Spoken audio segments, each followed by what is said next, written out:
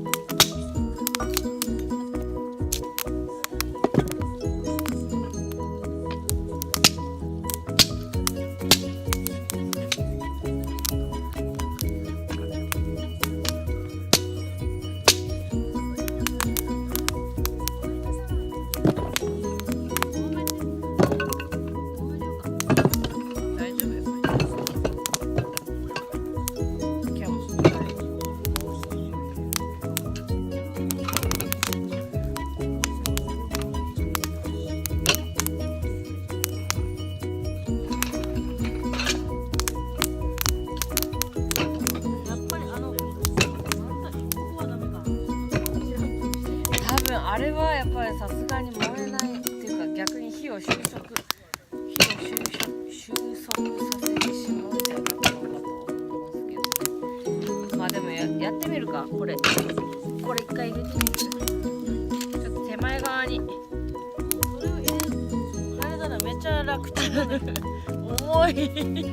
溶けてから真ん中に置くんだよ。一回溶けてから。もうなんかこういうことだと思うよ。これで相当燃えてる。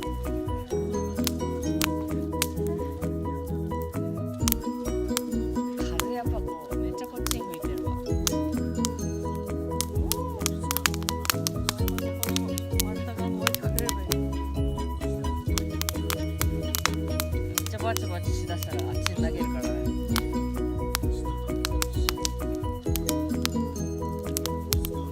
今ノリの方に向かってる。危ないよ。